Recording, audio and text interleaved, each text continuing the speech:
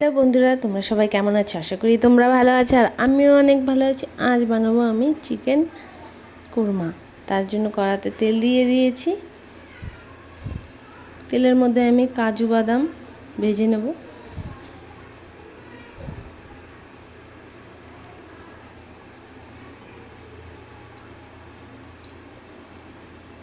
ভালো করে লাল লাল করে নেড়েচেড়ে ভেজে নেব। কাজু বাদামগুলো ভাজা হয়ে গেছে, এখন আমি তুলে নেব।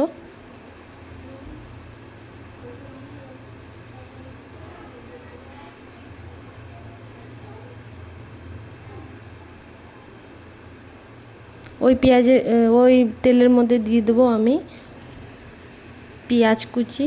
বেরেস্তার জন্য আমি কিছুটা পরিমাণে পেঁয়াজ ভেজে নেব। আমি এখানে 3টে মিডিয়াম সাইজের পেঁয়াজ নিয়েছি, তোমরা চাইলে কম বেশি করে নিতে পারো।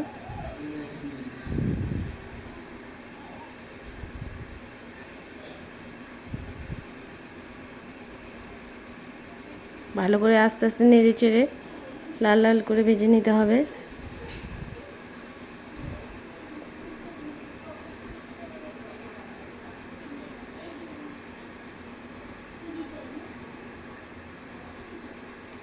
দেখো প্রায় লাল হতে চলেছে।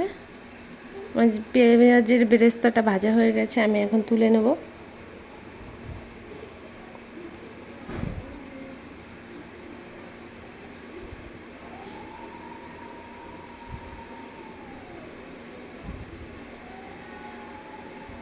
এখন আমি মাংসটাকে ম্যারিনেট করে নেব। এখানে আমি 1 কিলোর মতো মাংস নিয়েছি। ভালো করে জল ঝরিয়ে নিয়েছি মাংস। এর মধ্যে দিয়ে দেবো আমি মশলা বাটা, পেঁয়াজ বাটা, আদা বাটা, রসুন বাটা, লঙ্কা বাটা। এর মধ্যে দিয়ে দেবো আমি জল ঝরানো টক দই, দিয়ে দেবো ভেজে রাখা কাজু বাদাম বাটা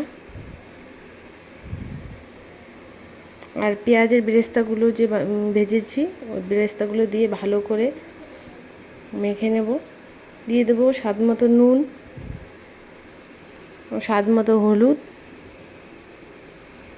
আর পেঁয়াজ ভাজা বেরেস্তা যে তেলটা ছিল তেলটা দিয়ে ভালো করে মেখে নেব।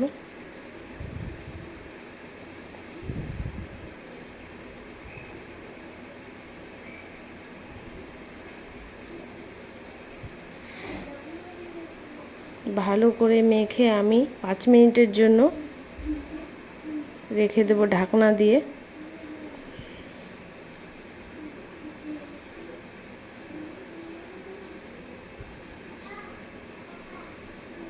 ভালোভাবে মাখতে হবে যাতে মশলাগুলো ঢুকে যায় মাংসের ভিতরে।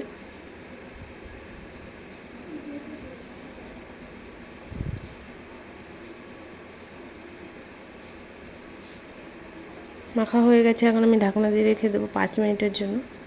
কড়াতে দিয়ে দেবো 2 চামচের মতো সরষের তেল। তেলের মধ্যে দিয়ে দেবো 1 চামচের মতো ঘি।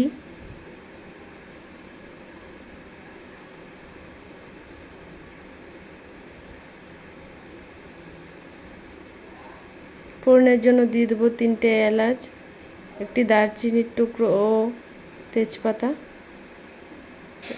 এর মধ্যে আমি মাংসগুলোকে ছেড়ে দেবো, দিয়ে ভালো করে নাড়াচাড়া করে নেব।